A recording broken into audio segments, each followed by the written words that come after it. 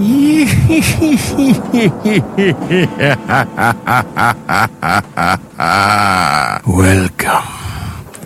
to Biff's Mystery Theater. I have many tales to tell you. Ghost stories, murder stories, and tales that will make your bones chill.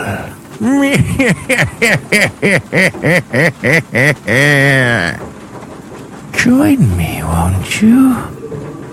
For Theater of the Mind, where you always have the best seat in the house.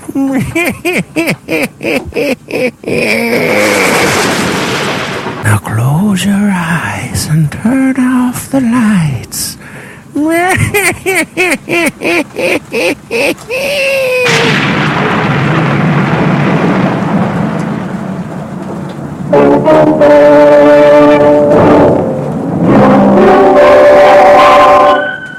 Box 13, with the star of Paramount Pictures, Alan Ladd, as Dan Holliday.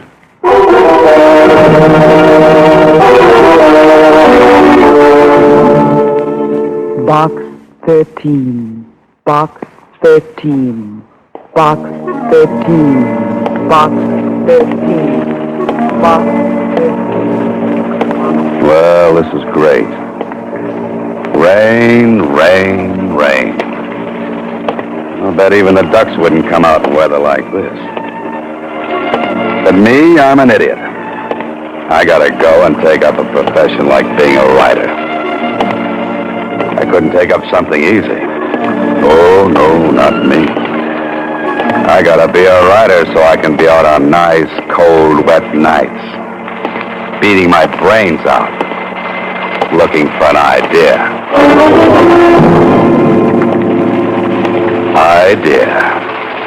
Deadline. Oh, sure. Mustn't forget that ever-loving deadline.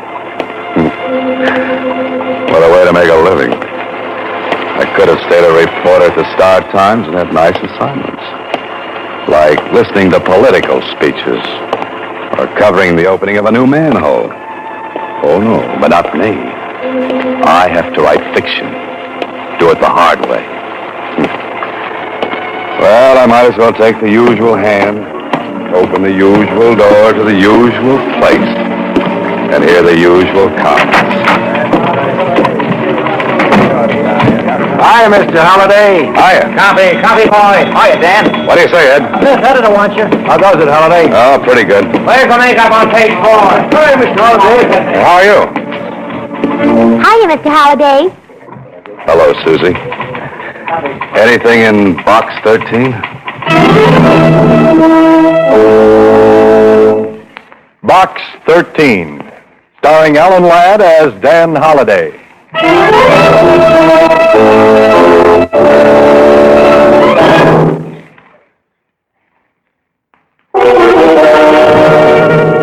Now for Box 13, starring Alan Ladd as Dan Holliday.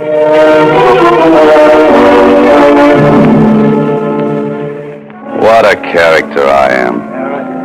Standing here in front of the wanted counter in a newspaper office while the rain runs down off my coat collar into my shoes. Mr. Holliday. I gotta ruin my last pair of... Huh?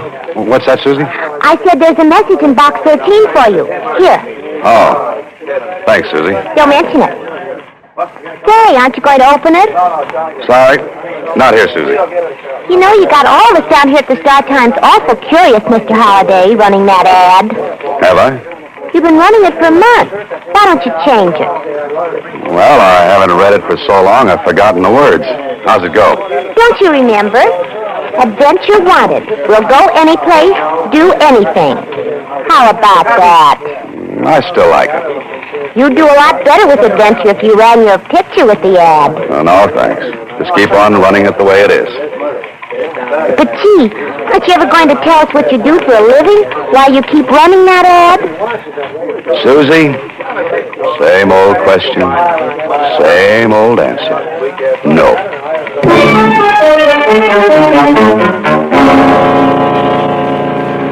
Well, if I'm not doing anything else, at least I've got the people at the Star-Times curious.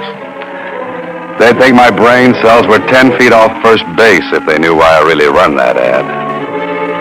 Maybe they are.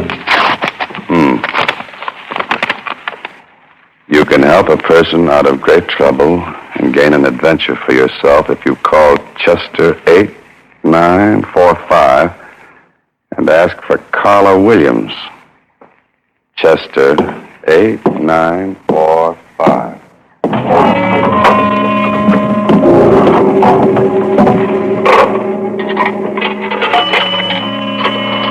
Carla Williams. Sounds like an interesting name. Well, I hope she's home.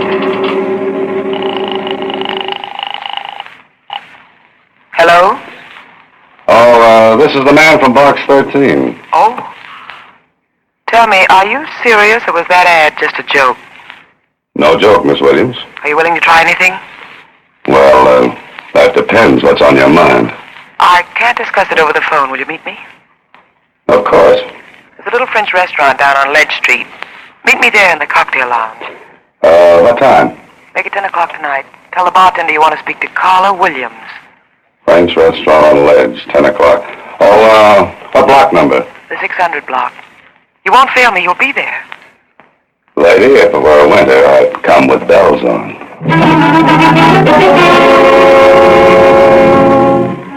This sounds like the beginning of a very interesting story. Beautiful woman in distress calls on struggling writer for help. Only she doesn't know I'm a writer, and I don't know she's beautiful.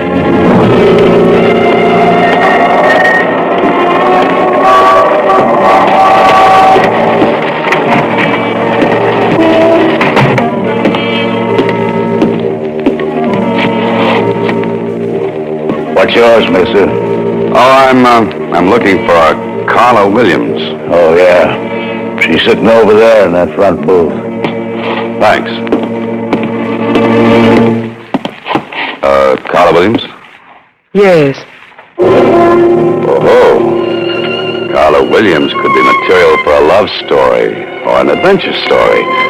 Or maybe both.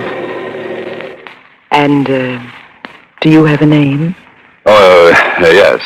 Dan Holliday. Sit down. Oh, thanks. I'm, agreeably surprised. I didn't think a person would get such a satisfactory reply from a want ad. And I didn't think I'd get such a nice replier. You're wondering about me, aren't you? You're wondering why you're here. Naturally. Well, I'm being blackmailed. That's a very nasty business. I've been paying blackmail for 5 years, but tonight's the end. I'm to meet him in 15 minutes and make the final payment and get the letters. Well, that sounds like the end of your troubles. But is it? I can't be sure. That's why I need your help. But what can I do? Well, you can be there as a witness. You can make sure this is the end. You can see that I get the letters and get away safely. Lady, you need the police. Why? To make sure everything I've kept hidden for 5 years comes out in the open? Maybe a friend could do it. My friends would be the last ones on earth I'd want to know. Are you afraid? No. You advertised for adventure? Blackmail isn't my idea of adventure. I'm sorry if my trouble doesn't measure up to your expectations. The best I could do on such short notice. Uh-oh. Well, I guess I had that coming. Maybe this isn't your idea of adventure, but I do need help. I need help badly. Let's leave it at that. Now, that might appeal to my early Boy Scout training. Then you will? I always help ladies across blackmail raps. What happens if your friend makes trouble? We can't make any trouble. He seems to have done all right for the past 5 years. There won't be any trouble if you're along. Here, reach under the table. Take this. Oh, now, wait a minute. This is a gun. Put it in your pocket. Don't let anyone see it. This is supposed to make everything all right? Well, you won't need it, believe me. I thought it would make you feel better. It makes me feel like a policeman. And I still think a policeman is what you want. But you promised. I said maybe. I have to meet him in 15 minutes. Please help me. Where do we go? His apartment. Apartment? from here? We can make it if we leave now. What do you say?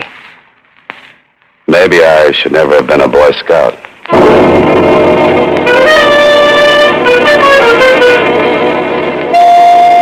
I watch Carla Williams closely as we ride over to the apartment where she's to meet this man she's been talking about.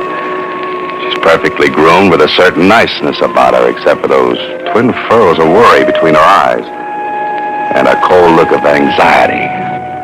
I don't think I would like to have her angry at me, though.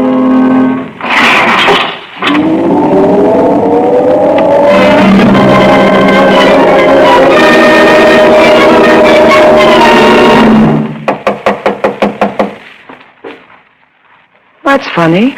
You should have been here 20 minutes ago.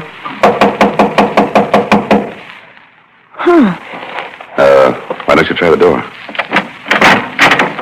It was unlocked. Might as well wait inside. Unless you have any objections. Not at all. There's a light switch on your right. The living room is straight ahead. Say, you sound like you're familiar with the place. Why not? I've been here many times before. There's a light on in there. Suppose he might have fallen asleep? Waiting for his money? Hardly. Well, this is more like it. This spot is nicely furnished. With my money. But at least we can sit down and make us... Oh, no! Miss Williams, what's the matter? What happened? On the floor by the desk, look. You stay here. Well... You'd better call the police. He's dead. Dead? Yeah, he's been shot. Once. Through the heart. I'm glad. He's the one? The man who was blackmailing? Yes. Could you go through his pockets? He must have some of those letters with him. Look in his coat pocket. Just a minute, Miss Williams. You don't understand. This man has been murdered. We've got to call the police. Murdered? What makes you so sure? There's no gun around any place. Just the same before the police come. His pockets. Please, I've got to have those letters. Okay. But it isn't right. Are these what you wanted? Let me see. Yeah. They're all here. Now, where's the telephone? We've got to get the police up here and fast. There is no phone. No? How do you know without looking, unless... I told you I've been here before. Oh, yes, I forgot.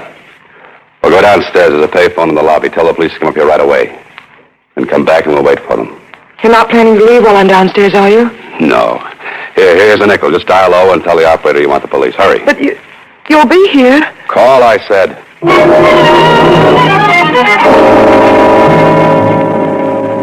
I wanted adventure, so I put an ad in a newspaper. And I certainly found what I wanted. Only this isn't good. The man is lying dead on the floor of this apartment. And Carla Williams and I will have to get down to the police headquarters and answer 1,000,000 questions. All of them embarrassing. I hope she's made the calls. Say, that's funny. Why would there be a telephone directory in a place where there's no phone? Or maybe there is one. Of course, right here in the hallway. I wonder why she said there was no phone here. Maybe it's been disconnected.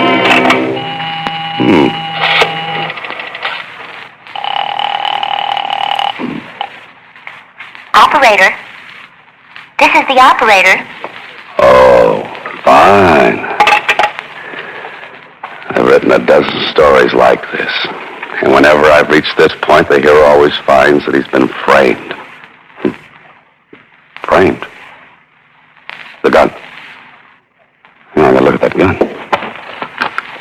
Gotta find out if it's been fired. One shot has been fired. And the police surgeon will probably find a bullet from this gun in that dead man's body. The police. Seems like little Carla took care of that. Me, I'm going to take care of something else. I'm leaving.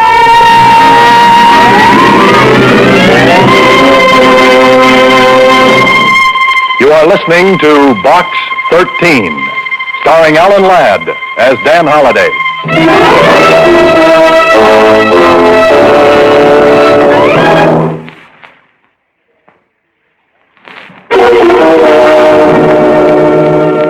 again Box 13, starring Alan Ladd as Dan Holliday.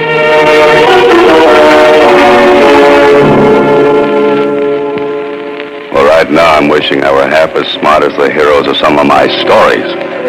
I've got a murder, a strange woman, a strange apartment, and a strange feeling that this might not work out to a happy ending. What I need is a cab, a quick trip home, a short drink, and a long, long think.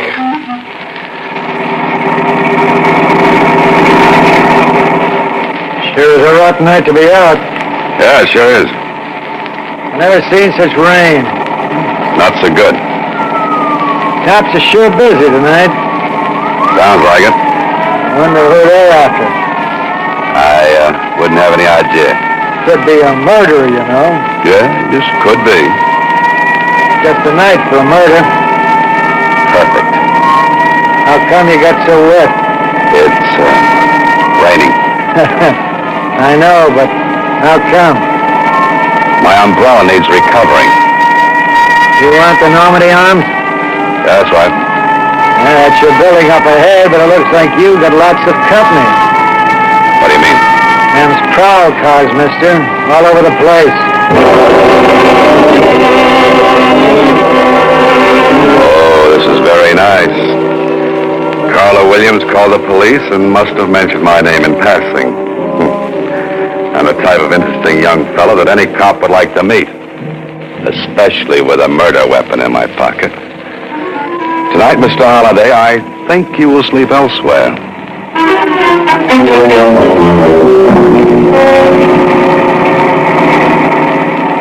Want me to pull right in where all them cops are? No, they look busy, so maybe we'd better not bother them. Just keep on driving. Well, this is where you live, ain't it? I don't feel like going home tonight. I could shove them cops aside, you know. This is a legitimate hack. That would be fun, but don't bother. You're the boss, mister. Where to? There's a place down on Franklin Avenue. 1612, I think. I know that place. That's the cheapest hotel in town. Yes, I believe it is. Hey, how do you know about a place like that? I got information there for a story. What, a joint like that? What are you going there tonight for? To sleep. You writing another story? I'm living one. Living one? Yes, I left my typewriter at home.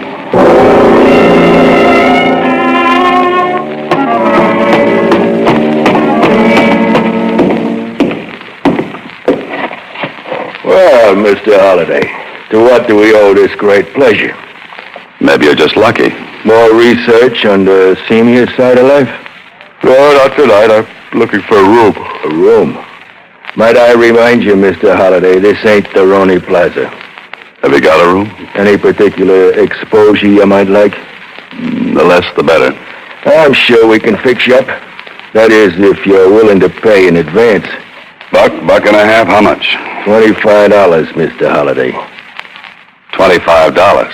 And if you committed the murder, it'll be $50, Mr. Holliday. Come on, talk straight. I don't want any trouble with the police. What makes you think I'll cause you trouble with the police? Little box called the radio, police calls. They're a lot of fun to listen to, Mr. Holliday. Yeah, I'll bet they are.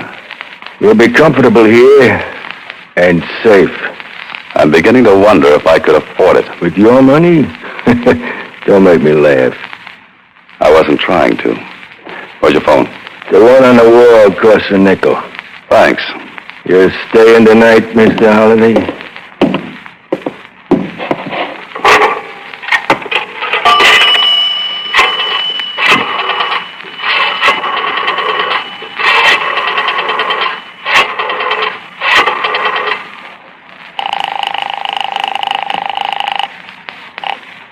Hello? You got back there in a hurry. You. Where are you? Still in town. What about the police? They with you? What do you think? Thanks for putting in a good word for me. I had to. They made me. Look, I want to talk to you. I know that feeling. I want to talk to you, too. I can explain everything. Like a gun with one bullet fired? Yes. A missing telephone that wasn't? That, too. Oh. Then you're just the little girl I want to have words with. Can you come over here right away? Are the police there? Oh, that's right. Name a place, I'll meet you. The corner of 6th and Victor, 10 minutes. Right. Follow me, Mr. Holliday. Oh, where to? Your room. This ain't the Roney Plaza, but the service is just the same. I've changed my mind. You're not staying? Your rates are too high. I'll drop in again after I've made a fortune. Now I know how the fox feels when the hounds are closing in. Someday I'll have to write a story about a fox. Put that guy Burgess and his Peter Rabbit out of business. Hey, cab!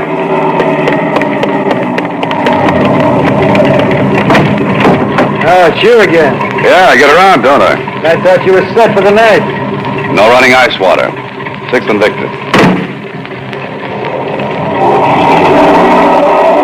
Where'd you say you wanted to go? 6th and Victor. But there ain't no place to sleep there. Oh, I'm not sleepy. I just want to examine a fire hydrant. Okay, mister. I'm glad it's your money and not mine. If we keep on, it will be your money. Yeah, that's pretty good. Yeah. Say, is that tonight's extra lying up there? Sure. Want to take a look at it? Oh, yeah, thanks. That picture they got of you on the front page is lousy. What picture? You look like you was facing the camera through a screen door. Yeah, let me see that.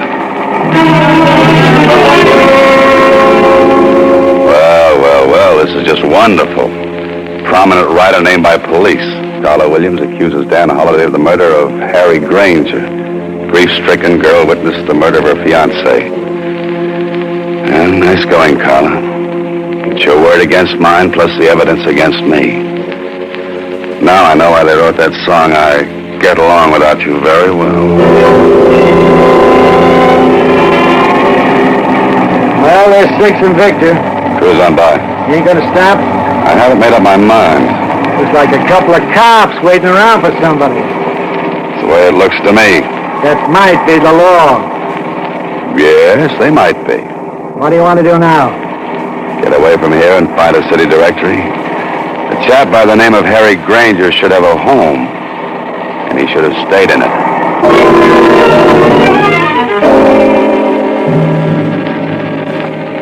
I'm either just ahead of the police or right behind them. And if this game keeps up much longer, I'll be right with them. Yeah? Oh, Harry Granger live here? He did. You the police? Well, no, not exactly. A reporter? I used to be. Come here, you. I wonder if you're one of them blackmailers. Just a minute, friend. My coat rips easy. No, I guess not. If you were, you wouldn't be here. Mind if I step in? Come in, come in. This whole thing's got me all upset. You don't say. Oh, you said something about a blackmailer. That's what I'm here for. I came to help Harry get rid of those rats. You mean he was being blackmailed? For 5 years. I lent him most of the money to pay off with. I told him he was a sucker, but it looks like I got here too late. You heard what happened? Saw it in the papers on my way from the station. Have you told the police? Not yet, but I'm going to. Who did you say you were? I didn't say. You know something about this? I think I do now. I began to see the light when the city directory listed this place as Granger's apartment. Can I help? You might get into trouble. Well, how? Breaking into a woman's apartment.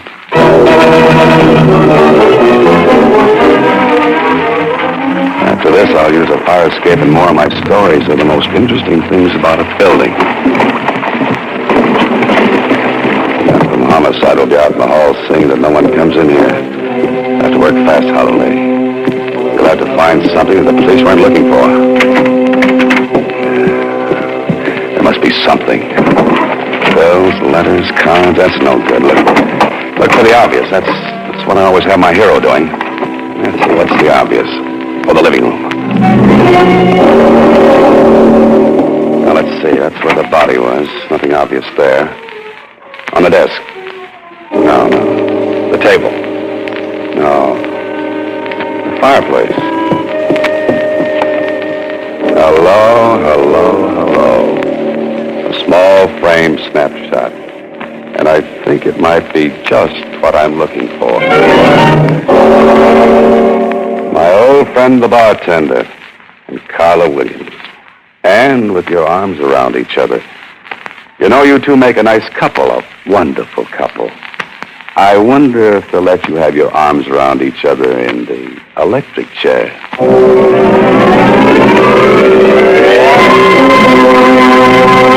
You are listening to Box 13, starring Alan Ladd as Dan Holliday.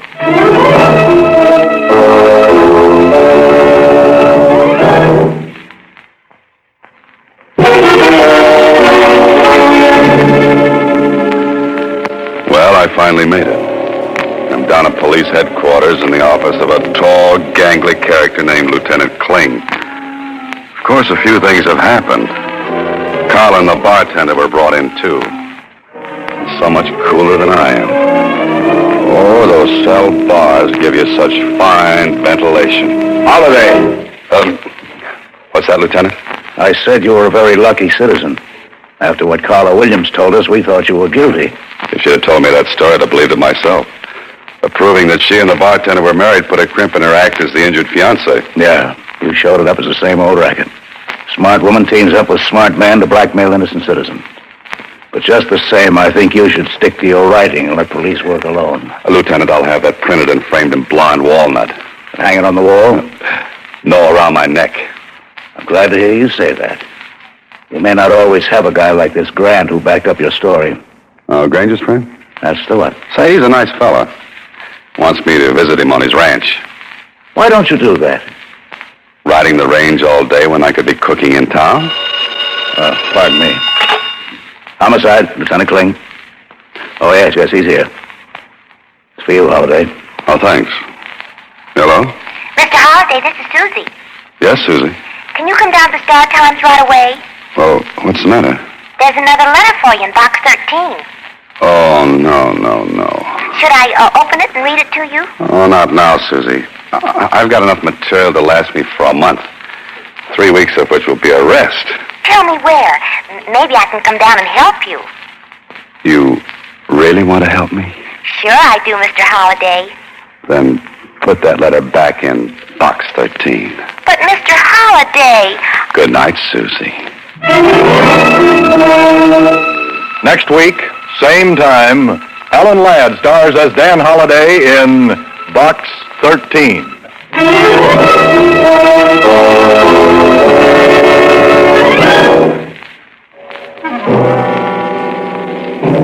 Alan Ladd appears through the courtesy of Paramount Pictures and may currently be seen in Wild Harvest. Box 13 is written and directed by Ted Hediger. Original music composed and conducted by Rudy Schrager. This is a Mayfair production.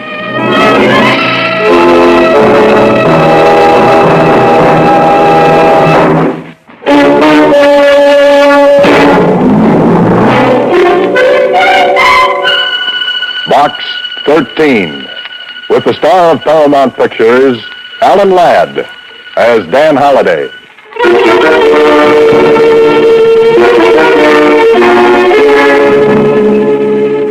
Box 13. Box 13. Box 13. Box 13. Well, this is great. I come to the park to get a hot idea, but the day turns out hot, and my idea turns out cold. Idea. Well, I thought I'd find something different in a public park, and I did. A small boy mashing his ice cream cone against my brand new trousers. And all to meet a deadline. Deadline. Story idea. Why didn't I do what I should have done in the first place?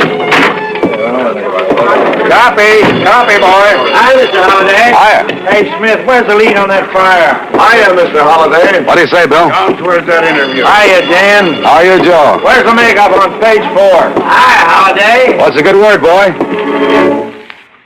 Hiya, Mr. Holliday. Hiya, Susie. Anything in box 13? Box 13, starring Alan Ladd as Dan Holliday.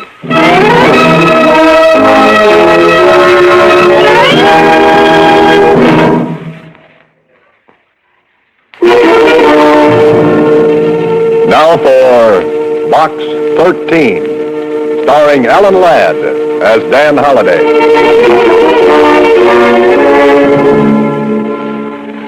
Go to the park and get a story idea about romance. Sure, why not? What do I come back with? Gravel in my socks, sand in my shoes, and a June bug in my hat band. Holliday, why didn't you pick a different profession like driving a coal truck? Mr. Holliday, What's that, Susie? I said there's a message in box 13 for you. Oh, thank you, Susie. Thanks so much. Don't mention it. Say, you got a faraway look in your eyes today. Yes, but only as far as the dry cleaners. Dry cleaners? Have you ever had a small boy wipe his ice cream cone off on your trousers? Oh, girls don't call them trousers. In our set, it's slacks. So it is, Susie. So it is. Well, see you later. Okay, if you say so. But I still don't like that look in your eyes. You look like you might get into trouble. You know what I think after spending the day in the park? What? Trouble will be a welcome relief.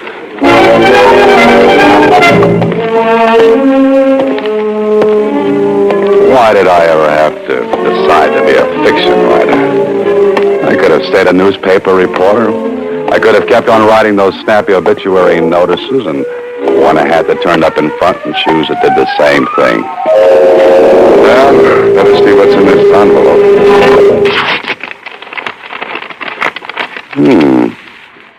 If you want real adventure, be at the corner of 7th and Main at 10 p.m. tonight. A black limousine will pick you up at that time. Do not try to engage the chauffeur in conversation. What's this? No signature. Oh, no signature.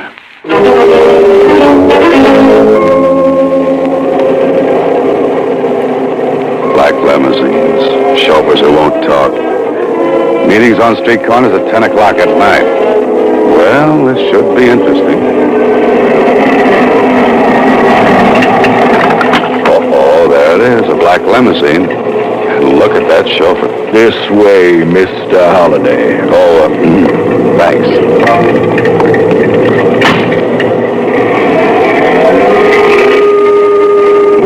What a character this driver is.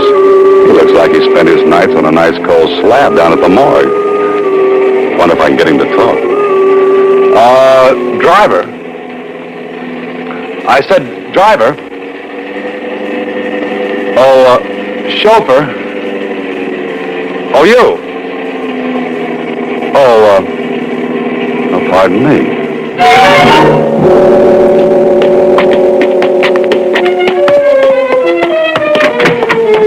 Through there, Mr. Holliday. So you do talk. I was beginning to wonder about that. This way, Mr. Holliday. What? Who's that? It's only me, Mr. Holliday. That black suit, it makes you almost invisible, you know. Yes, I know. Follow me. You're curious about the way you were brought here. Did it frighten you? Maybe. Maybe not. This room, please. My office. Well, this is very cozy. Well, I'm glad you find it so. To eliminate a lot of questions, I'd like to say this. I know all about you. All? You're a successful writer. Apparently you fear nothing, and I would presume that some of your adventures spring from that ad you run every week in the Star Times. Did you find it interesting? Adventure wanted. Will go any place, do anything. Do you catch many people with that ad? I caught you. Or is that vice versa? I had you investigated, Holliday. I know where you live, what you do. The newspapers have told me of your experiences. What are you leading up to? You'll notice I had you brought here by a devious route. I wanted to be sure no one knew you were here. Go on. How much do you know about insurance, Holliday? A great many people buy it. Great many don't. And of those who do buy, a great many intend to defraud, to steal from their insurance company. Now, look, this is a racket. I'm not interested. My name is Abner Blake. I'm the chief investigator for Northern Insurance. Oh. Do you remember the disappearance of Dr. Max Alexander? I read something about it. Why? He carried a very large policy with us. He's been gone almost 7 years. When his 7 years are up, the law will permit his widow to collect. And Holliday, Yes? I don't think Alexander is dead.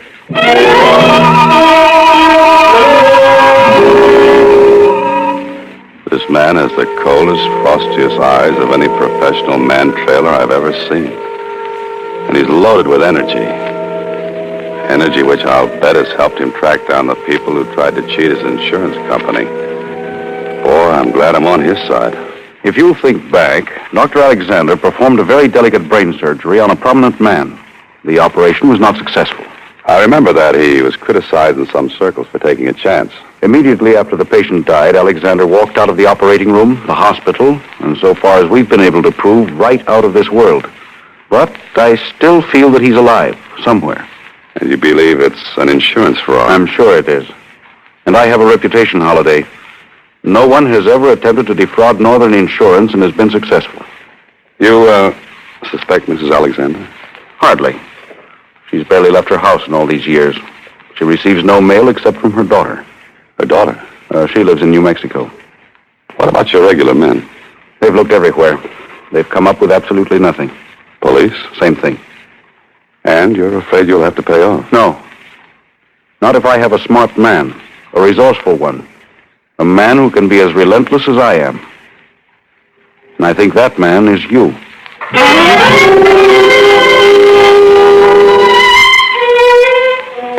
If Shakespeare were alive, he would cast Abner Blake in the role of Macbeth and throw him an extra part as one of the witches. But that's no affair of yours, Mr. Holliday. You've got to find a man who's been gone for almost 7 years. And if you were the hero of this story, you'd go to the files of a newspaper and look into the past. Well, if it isn't Dan Holliday, what are you doing down the morgue at the Star-Times? What would anybody be doing down in the morgue, Mac? Well, some of them just lay there. You know me, Dad. I just got to have my little joke once in a while. Now, what was it you're looking for? Oh, the clips on a citizen named Dr. Max Alexander. What have you got on him? The works, Dan. The whole works.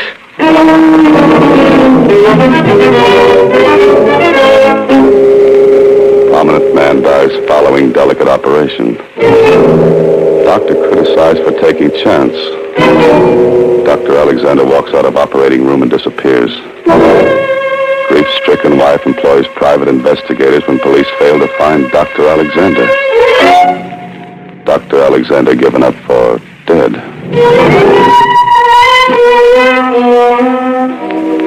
Not a bad-looking citizen, the doctor. He's been shot from more angles in this Philadelphia at Atlantic City.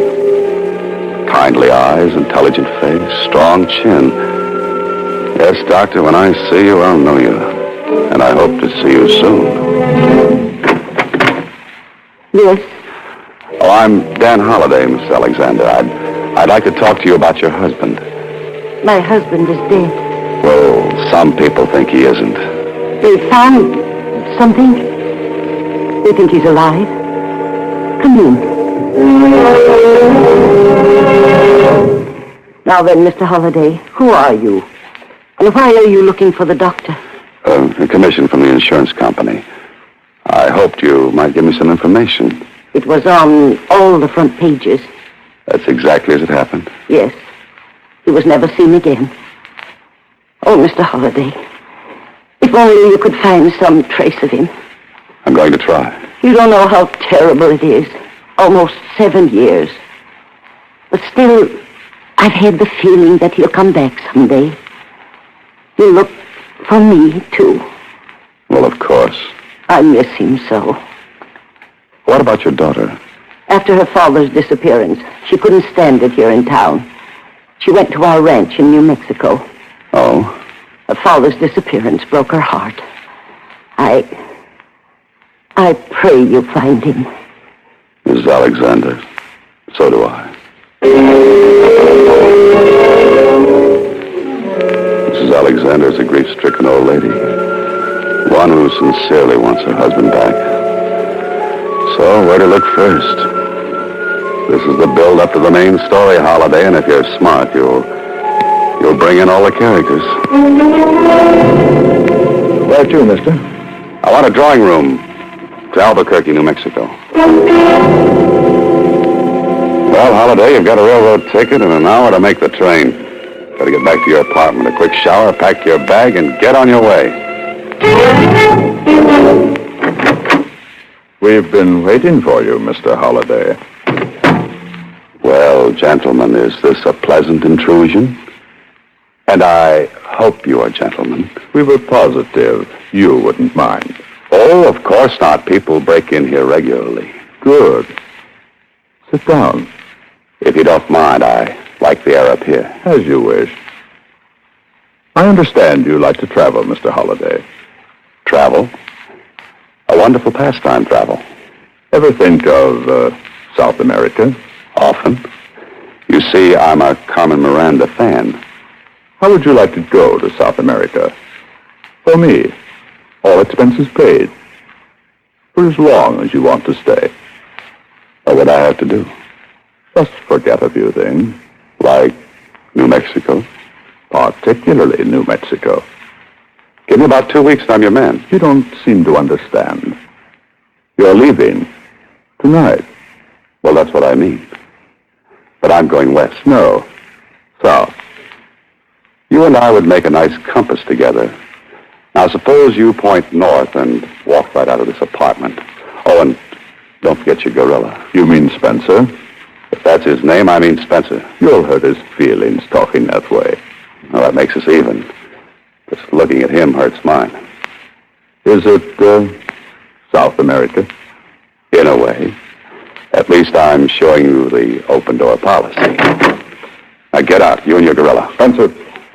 I wouldn't recommend that. So? I said get out. Have you ever stopped to consider something, Mr. Holliday? What? You may never get to New Mexico.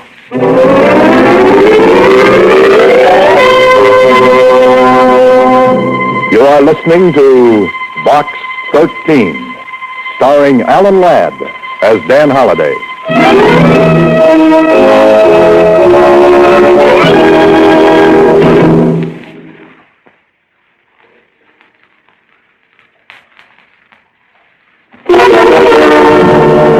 And now, back to Box 13, starring Alan Ladd as Dan Holliday.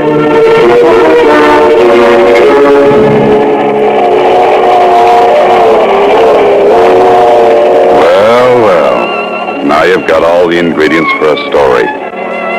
Insurance investigator doesn't believe doctor is dead. Wife doesn't believe doctor is dead. Two men try to stop Ryder from making further investigation. All right, Holliday. Write the rest of the plot. Or maybe you'd better hit the sack.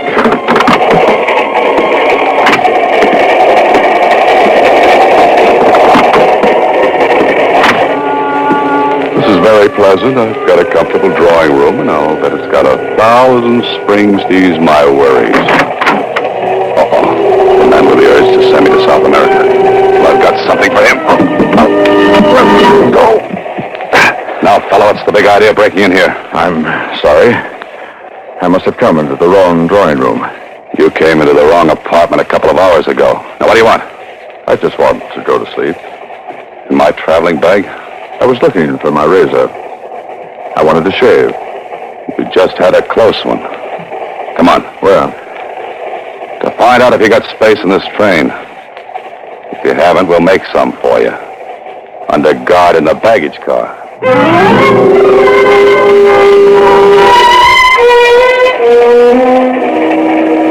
is fine. I couldn't prove a thing.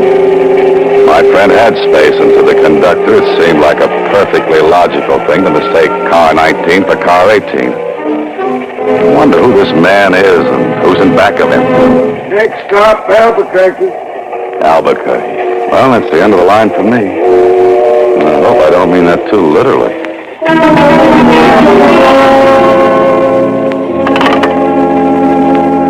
Long distance? I want to speak to Catherine Alexander at the Bar Cross Bar Ranch just outside of Belmont. Yes.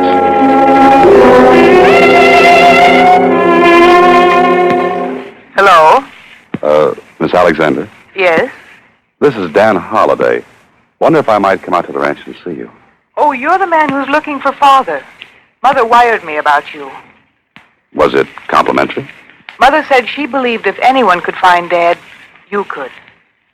Come right out. I want to talk to you. And I want to talk to you.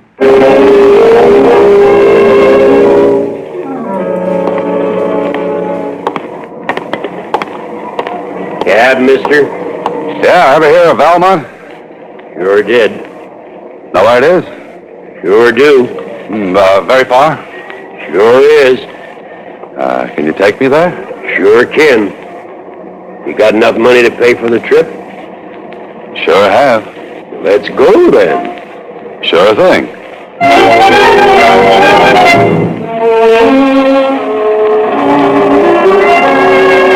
This is New Mexico, Holiday. Breathe deeply and treat your lungs to a shot of Spade ozone. 20 miles to Valmont, and all you've seen on the whole trip is 4 buzzards, 3 in the air, and the 1 driving. And if he's a cab driver, I'm a flying disc. Car behind. Yeah, so here. Wants me to pull over. Don't do it. Know them fellas? One of them is Spencer. Friend of yours? That depends on what you mean by friend. I gotta pull up. Those guys are gonna run me into the ditch. Can you fight? Nope. Then can you recommend a good dentist? What for? Something tells me that when this is over, I'm going to need a new set of teeth.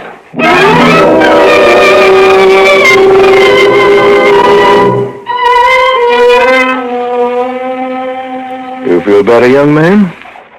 Yeah, thanks. What happened after those 2 fellas jumped me? Who are you? My name is Moran. I'm the caretaker up at the Bar Crossbar Ranch. I was coming down this way when you were forced off the road. Oh, well, what happened to the driver? Last I saw of him, he was just a cloud of dust. I remember now. I got out of the car. He drove away. Those 2 fellows started to beat you up good. When they saw me coming, they ran off too. You had a mighty close call, young man. I had 3 of them. After this, my luck runs out. Somebody after you? And vice versa. Say, how far is the ranch? Half a mile up the road. Better take it easy. Come on, I've got to get to the ranch. Feel you can make it? My friend, I've got to make it.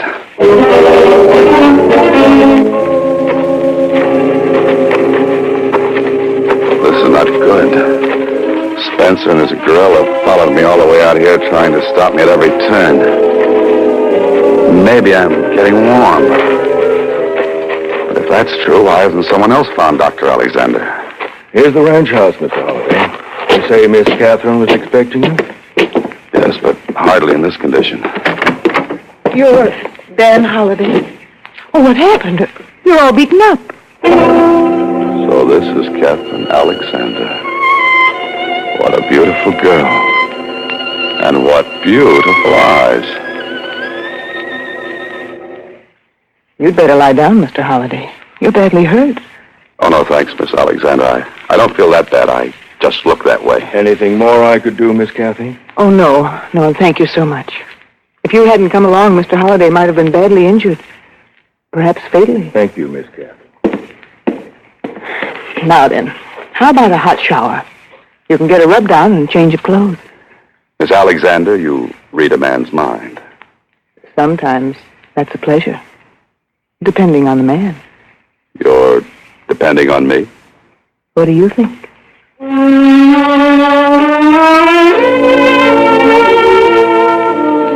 Well, this is more like it. Hot shower, brisk rub down, little iodine on a few... Ouch, it stings. And Catherine was kind enough to loan me some riding clothes. That should indicate a sojourn in the saddle out on the desert, with the stars blinking their approval of my companion. Blinking approval? Holiday, you're an incurable romantic. Isn't this beautiful? That gorgeous sky and the stars. You love it, don't you? I always have. Always will. Ever been here long? The Bar Crossbar belonged to my dad. We used to come out during the summer. Now I live here all the time. Alone? Oh, there's always Moran. Moran. He's a strange old fellow. People around here say he's a little titched. But he's been wonderful to me. Oh, say, those men who jumped me down the road. Moran, ever seen him before? How could he? They were strangers. Oh. Your mother told me you've been searching for your father a long time. Yes. Mother and I have spent a fortune on private detectives, investigators, following up leads, but nothing ever happened. Yes, I know. Oh, tell me, Miss Alexander. Kathy, please. Kathy, have you any idea where I might begin to look? I thought you might give me a starting point. Not unless he would be back in the city. He just walked out one day. No one ever saw him again. Well, I'd better go back there and start from scratch. You don't have to leave. Right away. I'd enjoy staying a while. Maybe I have been lonesome. Perhaps I've forgotten what companionship can be. Perhaps. You'll stay a while? A while. Good. Say, the time. We'll be much too late for dinner. Come on, I'll race you. You're on. Hurry or I'll beat you. I'm at the corral gate already. Kathy, look out!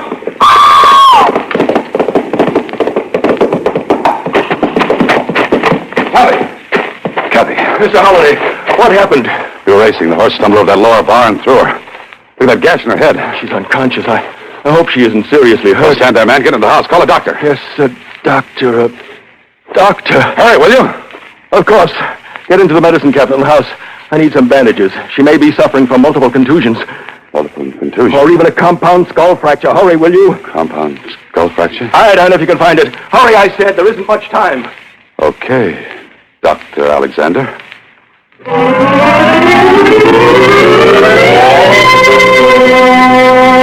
You are listening to Box 13, starring Alan Ladd as Dan Holliday.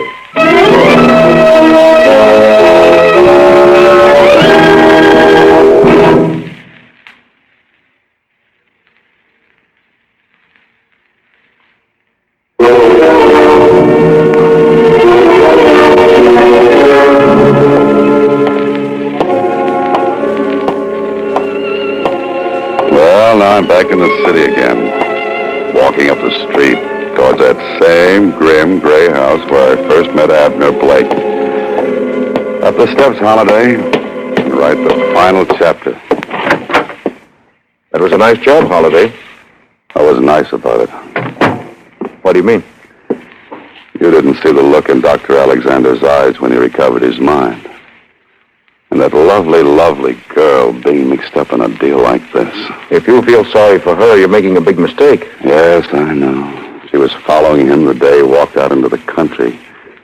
She'd almost caught up with him when a hit-and-run driver knocked him down. That's when she got the idea for the Disappearance Act. Why not? The doctor's face had been so damaged no one would ever recognize him. And he'd lost his memory to top it off. We've got the daughter and the mother in custody.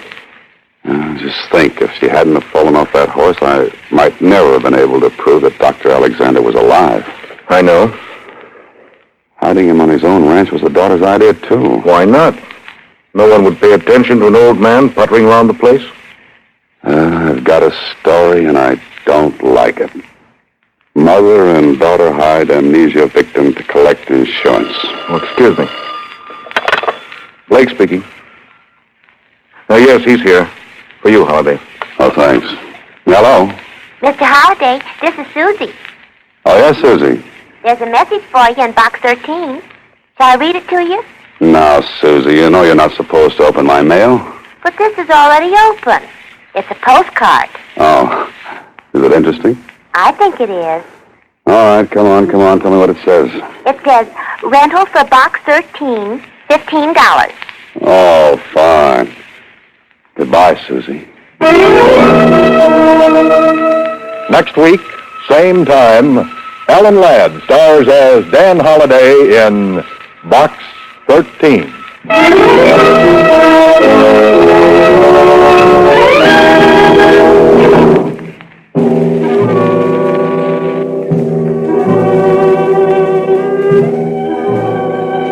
Alan Ladd appears through the courtesy of Paramount Pictures and may currently be seen in Wild Harvest.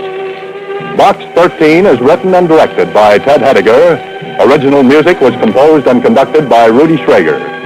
This is a Mayfair production.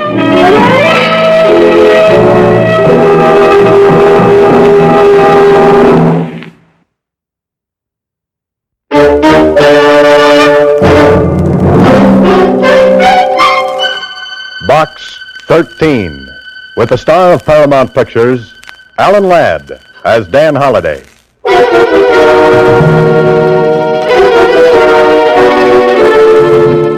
Box 13. Box 13. Box 13. Box 13. Box 13.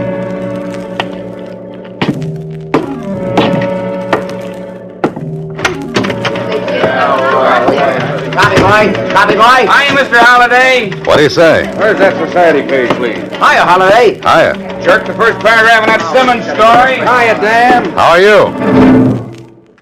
Hiya, Susie. Hiya, Mr. Holliday. What's in box 13?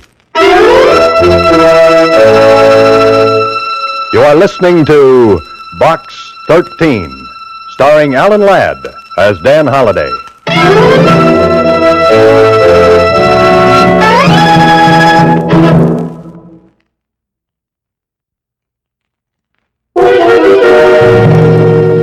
Now for Box 13, starring Alan Ladd as Dan Holliday.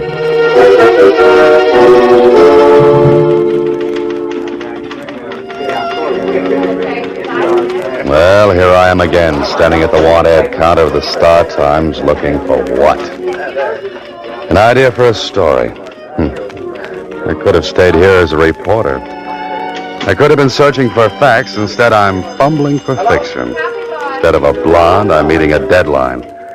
Instead of Chanel number 5, I'm heading for a sniff of printer's ink. Holliday, you're a dope. Mr. Holliday. What's that, Susie? I said there's a letter in box 13 for you. It's special. Special? Special delivery. It was mailed only a couple of hours ago. Something like that could be important. Could be. Could be adventure. Could be. Could be a girl. Could be. By the way, Susie, how come you're working so late this evening? Oh, my boss asked me to. He's paying me overtime. Time and 3/4. Time and 3/4? Mm-hmm. I held out for double time when he offered me time and a half. Well, what happened? Oh, we effected a compromise. Goodbye, Susie.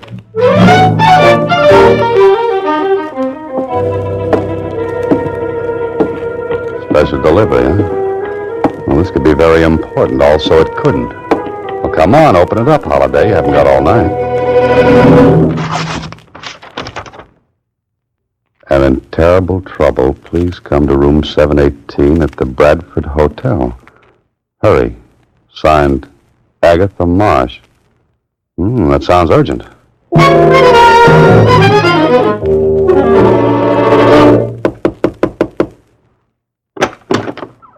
Who are you, young man? What do you want? I'm the man from Box 13. I'm looking for Agatha Marsh. I'm Agatha Marsh. Come in, come in. You're Agatha Marsh? But don't stand there with your mouth open. Never can tell who might be snooping around the hall. Let's find a chair and sit down. Now, what's your name? Dan Holliday. Well, Mr. Holliday, I don't believe in drinking, or I'd offer you one, but I have got some sauerkraut juice in my thermos bottle. Oh, no, thanks just the same. I like you, Mr. Holliday. I liked your ad in the paper. Adventure wanted. We'll go any place, do anything. It was just what I needed. Well, thanks again. Now then, what's your charge? Charge? For helping me, your fee. Oh, that. No charge, Miss Marsh. Are you trying to be chivalrous? No, you see, I'm a writer. I'm looking for ideas. If I get a good idea, I consider I've been well paid. Well, that seems a little silly. Might I ask just what your trouble is?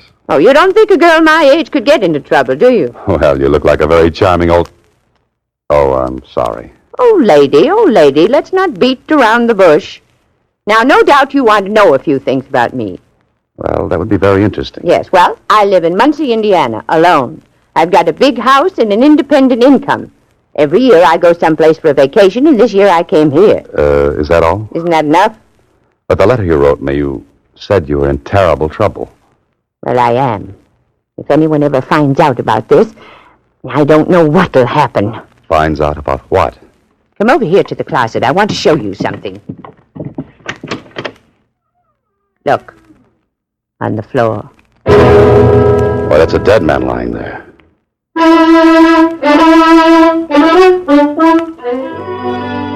Well, this would make a good opening chapter for a story. Young man goes to help charming old lady who is in terrible trouble. Terrible trouble turns out to be a corpse. Corpse? Hey, wake up, Holiday. This is the real thing. Now do you believe me, young man? When did you find him? Just before I wrote you that letter. Before you wrote the letter? Well, that's hours ago. I know, but what could I do? What could you do? Miss Marsh, you could call the police. And get my name in the papers? Have all the folks back in Muncie know there was a dead man in my room? Oh, no. Miss Marsh, listen to me, please. There's a dead man in that closet. There's a law about dead men. We have to notify the police immediately. You can go to jail for hiding a body. Oh, fiddlesticks. But, Miss Marsh, look at this man. He's been shot at close range. There are powder burns on his coat. I know. I examined him before I wrote you. You see, I read all the current detective stories. Detective stories? This isn't a story. This is the real thing. I know. Why don't you try to prove that I did it? With what, a cap pistol? Now, you're a nice person, Miss Marsh, but this is going to be tough. Well, don't get so excited. A girl my age could kill a man if she wanted to. Rub him out, as they say in the murder mysteries. Please, Miss Marsh, be sensible. You've got a murdered man in your closet. Now pick up that phone and call the police right away. Mr. Holliday, in all seriousness, I can't do it. Think of what my lifelong friends would say. Yes, I know it doesn't look good. I can see the headlines now. Prominent Muncie pioneer woman found with dead body in hotel. Oh, please, Mr. Holliday, help me. Well, I don't know. This is a little out of my department. Just this once, Mr. Holliday. I've never asked for help before. I'm an old woman. Well, all right. What do you want me to do? I want you to help me get rid of the body. Get rid of the body? Now, look, Miss Marsh, you're not serious. You didn't mean that. Oh, you don't know me. I fully intend to get rid of that body. Okay, go right ahead. It's your course. And you're going to help me. No, I'm sorry. Try a bellhop. And have him snitch to the desk clerk. Besides, you advertised for adventure. But this isn't adventure. It's a nightmare. Come on, Miss Marsh. Let me notify the police. Now, there's a broom closet down the hall. That's very interesting. I just remember I'm meeting someone in the lobby. I'd take the body there myself, but I'm not strong enough. Goodbye, Miss Marsh. I'll scream. Go right ahead. The hotel detective will show up. Just a man I'd love to see. And I'll tell him you killed that man. Oh. Now, would you help me? Suppose we get caught. Then you'll help me. Now, wait a minute. You said we. Now, I'll open the door and watch the hole. Case the joint, as they say in the mysteries. And then you whisk the body into the closet. You're strong. You can do it. Oh, sure. I'm strong, all right. But not in the head.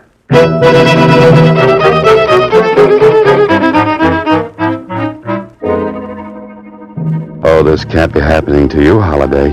You can't be dragging a body down the hall of the Bradford Hotel. You know better. And as soon as you can get away from this charming but cracked old gal, you're going to talk to the police. Hurry. Now, I'll open the closet door. Put him in right there. Stick him in good. There we are. I must be crazy. Oh, good. Now back into my room before anybody sees us. There. Wasn't that easy? Easy, she says. Well, I must say you carry out your part very well. What's next in this little scheme of yours, Miss Marsh? Why, don't you know? We have to find out who killed that Michael O'Brien. You know who he is? Well, I do now. I went through his pockets. Frisked him, as they say in the stories. Well, that cuts it. You stay here. I'm going downstairs. Who's that? Just keep cool. I'll handle everything. Oh, I can't believe this. It just can't happen. My name is Kling, Lieutenant, Homicide Bureau. Oh, come in, won't you? I intend to. Holiday, what are you doing here? Hello, Lieutenant. Oh, do you two know each other? Never mind the social chatter. I thought this was some kind of a gag. Now I'm sure of it. Holiday, just what are you trying to dream up? If I told you, Kling, you'd never believe me. Sit down, Lieutenant. Can I get you some sauerkraut juice? Well, I don't mind if... Some what? Sauerkraut juice. No, thanks. Now listen, some crackpot phoned in a tip that there was a dead man in this room. Why, Lieutenant, how can you say such things? Lieutenant, now listen. You be quiet. Miss Marsh, mind if I have a look around? Not at all, not at all. Here's the closet. Now then, you can see for yourself, Lieutenant. There's nobody there. I got your name from the desk clerk, Miss Marsh. Maybe you better tell me about yourself. I can tell you all about it now. I was talking to Miss Marsh. Are you Miss Marsh? Right now, I think I'm dead. You will be if you keep interrupting. Go ahead, Miss Marsh. Tell me about yourself. Certainly. I live in Muncie, Indiana. I arrived this morning for a 2-week vacation. I'm well known back there, and you can find out everything about me if you care to wire. How did you happen to meet Mr. Holliday here? Look, Lieutenant, if you'll permit me to tell you... I'm asking the lady. I went to school with his mother. That's what I did. Huh? See. Well, I guess it was the work of some would-be comic. But I had to investigate it just the same. Well, of course you do. Oh, but Kling, listen. Goodbye, Miss Marsh. So long, Holliday. But Kling, wait, I want to go with you. Why don't you two have a fast game of hearts? Mr. Holliday, wasn't that thrilling? Just like in the magazines. Miss Marsh, you're going to stay in this room until I get Kling back here. Oh, no. I want to solve this case myself. I wonder how Kling found out that... Miss Marsh? Yes. I'm not the suspicious type, you understand, but a little bird, a tiny little bird, has intimated that perhaps you might know who tipped off the lieutenant. Of course I know. It was I. What in the world are you doing? I made the call from the corner drugstore a little while ago. I wanted to throw the lieutenant off the trail, like they say. You know what I say? No, what? You're going down to police headquarters and tell the truth. Oh, just a second. Excuse me, please. Yes? Yes, this is Miss Marsh. Oh, you did? Yeah, I thought so. Yeah, should have had 817 instead of this room. Oh, no, don't bother. I like it here. I knew it all the time. What did you know? That was the room clerk. He got my reservation mixed up. I was supposed to get 817, and I got 718 instead. You mean the person who killed Michael O'Brien wanted to get back in here to remove the body? No, it doesn't sound reasonable. No, it doesn't. Well, guess who was supposed to get this room? Never mind, we're going to police headquarters. It was Tony Bascari. Tony Bascari? He's the biggest racketeer in town. He's dynamite. Miss Marsh, he's deadly. I know, Mr. Holliday, and I love it. Oh, no. You are listening to Box 13, starring Alan Ladd as Dan Holliday.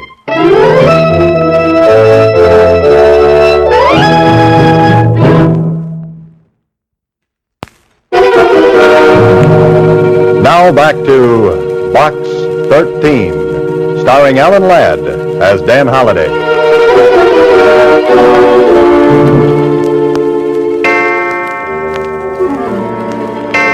$2:00 in the morning, and I can't go to sleep.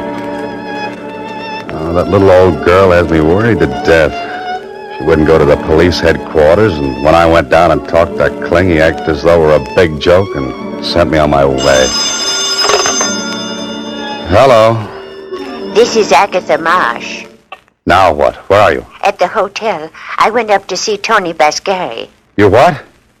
Miss Marsh, don't you know that's the worst thing you could have done? I had to talk with him. I put the heat on him, as they say in the murder mysteries. And you're still alive? I accused him of killing that O'Brien man. I came right out with it. But of course he wouldn't admit a thing. What'd you expect him to do, break down and confess? Well, I think I've got him on the run. But I'm worried. Oh, if I had Tony Bascari on the run, I'd be worried too. Because when I came back, I discovered someone had searched my room. Will you call the police? You should have done it a long time ago. Oh, no, I couldn't. I want you to come over right away. At 2 in the morning? Mr. Holliday, someone's trying my door. Hang up quick. Call the room clerk. But, Mr. Holliday, Hurry, I said.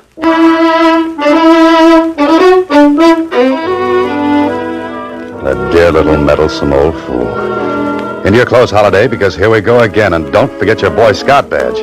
You'll make the Beaver Patrol tonight.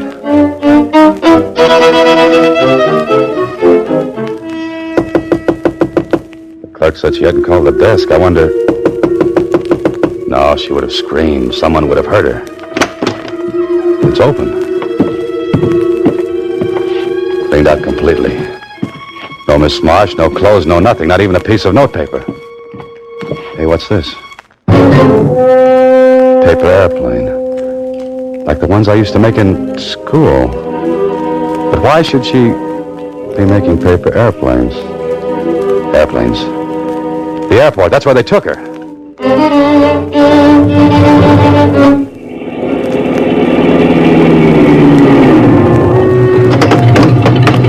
Keep that motor running. I'll be right back. Not many people around this hour of the night.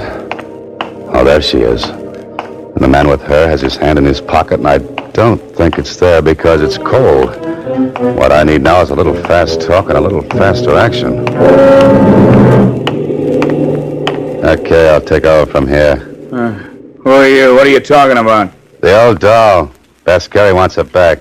Bascari told me to put her on a plane. I'm doing it. Yeah? He changed his mind. He wants her back.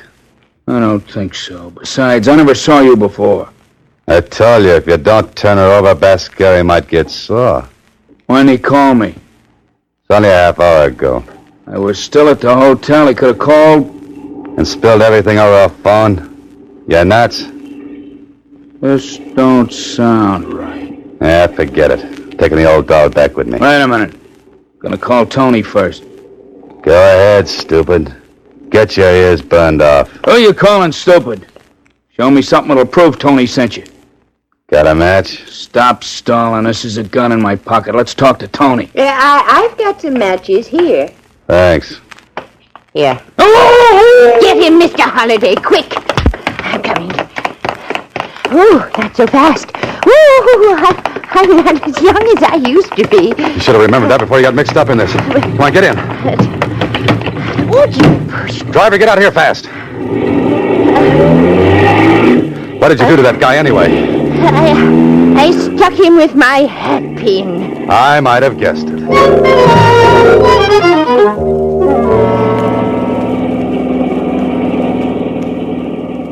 Now, Miss Marsh, what happened at the hotel? Well, I hung up when I heard him trying the door, but I was too late. The door was unlocked.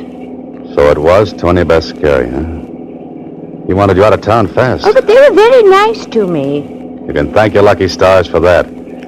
Usually, Bascari's enemies wind up in some ditch. I didn't see him again. That man, the one you knocked out at the airport, he was the one who came in my room. Well, you must have the goods on Bascari. You must have killed this man or had him killed. But why didn't he take him out of the hotel right away? But there was a convention there last night. The whole place was literally crawling with people. Oh, that's the reason. Oh, that paper airplane. That was fast thinking, Miss Marsh. Thank you.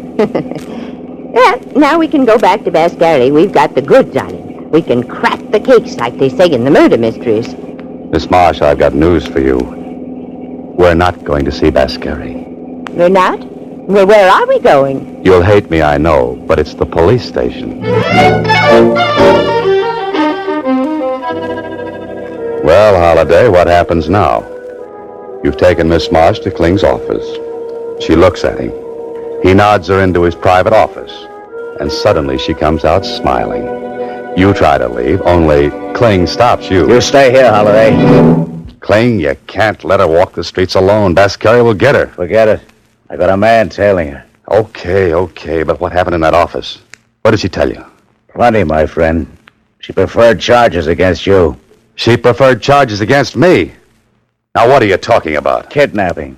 I kidnapped her? You took her off the plane by force, didn't you? Listen, Kling, that little old lady is a whodunit happy. She'll get herself killed. There really was a body in the hotel, you know. Look, Holliday, do you know what you're saying? Sure, I know what I'm saying. There really was a body in that hotel. Holliday, why didn't you tell me? I tried to, twice. Once in the room and the last time when I came in here. Now think, Holliday, carefully. Where is the body? In a broom closet down the hall. I put it there. You put it there? Yes, I put it there. Holliday, Get out of here.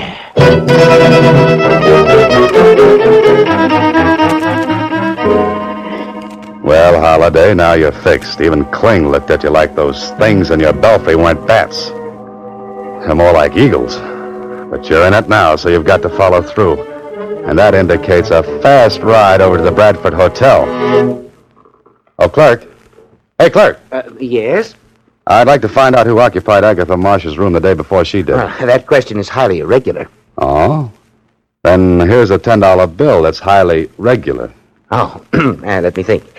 She has 718. She checked in day before yesterday. Yes? The man who had the room before that was a traveling salesman in lady suits, I believe. He must have cut quite a figure.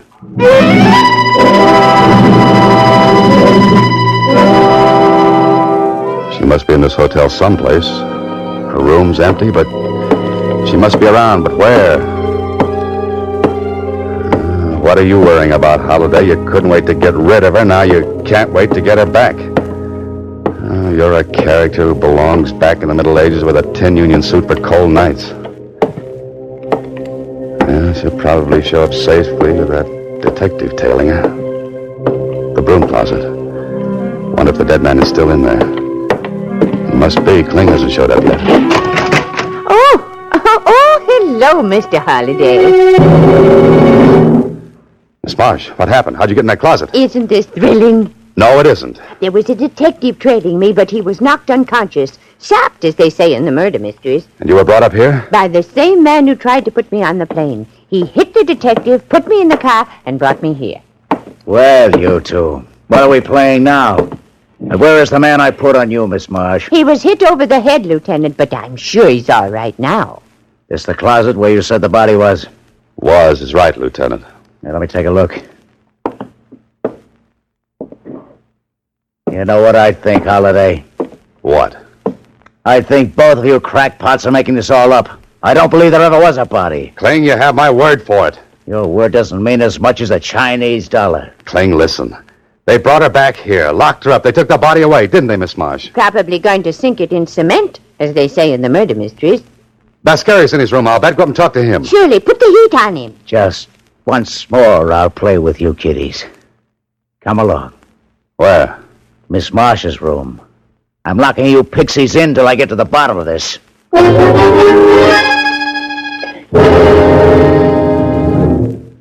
Kling's been gone 15 minutes. I wonder what's happening up there. Not much. I haven't heard any shooting. No, haven't heard any... In that case, how could a man be shot here and that shot not be heard? Oh, it's very easy, Mr. Holliday. The killer would use this. Oh, Miss Marsh, now where'd you get that gun? Just took it out of the drawer. It was here all the time. Well, put it down until Kling returns. But I just want to show you why the shot wouldn't be heard. What do you mean? Will you excuse me, please? You see this bath towel, Mr. Holliday? Yes, what about it? Well, a smart person would take the gun like this, wrap the bath towel around it like this. You know, Miss March, you found out a lot since you came here. Oh, yes, I've done all right since early this morning. Early this morning? But the clerk said... I talked to Tony Bascari, and he said... Kling, look out! Here, Miss March, give me that thing. You shouldn't have moved, Mr. Holliday. I was really shooting at you. What's this all about, Holliday? What was she doing with that gun in her hand? She was going to kill me, just like she killed Michael O'Brien. That little old lady killing somebody? Miss March, you did kill him, didn't you? Then you called me, and you got Kling to come up here and catch me dragging the body away. Only he came a little late, as usual. Now, wait a minute, Holliday. Then when you couldn't pin it on me, you tried to hang it on Tony Bascari. Now, what did you do with the body? Dragged it back to the closet in this room. Oh. And I suppose you sapped the detective who followed you, too. It was easy. I got him to turn around and hit him over the head with my purse. Why did you kill Michael O'Brien? Did you have something against him? No, I never saw him before. Then why kill a perfect stranger? I saw a play once. I liked those ladies in that play. They killed lots of people. I wanted to also. Only I should have done it like the ladies. You don't mean arsenic and old lace. Yes, and I should have worn the lace and given you the arsenic.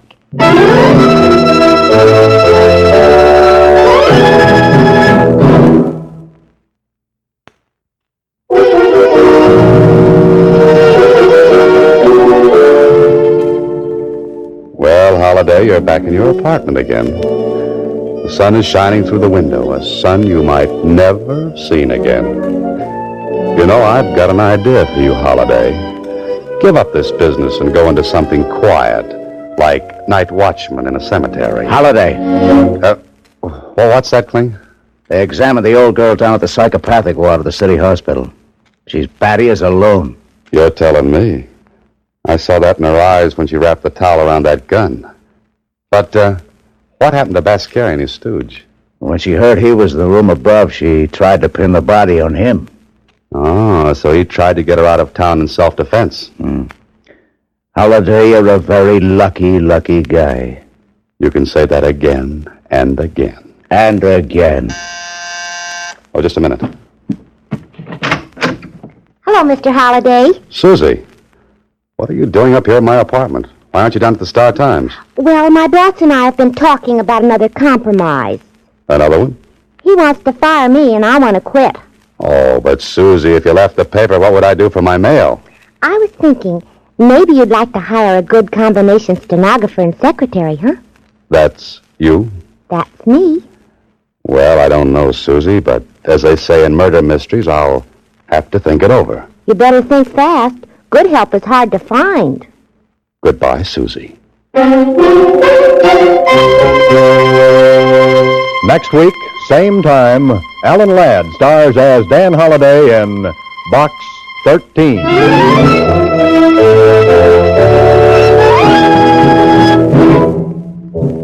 Alan Ladd appears through the courtesy of Paramount Pictures and may currently be seen in Wild Harvest. Box 13 is written and directed by Ted Hediger. Original music was composed and conducted by Rhodey Schrager. This is a Mayfair production.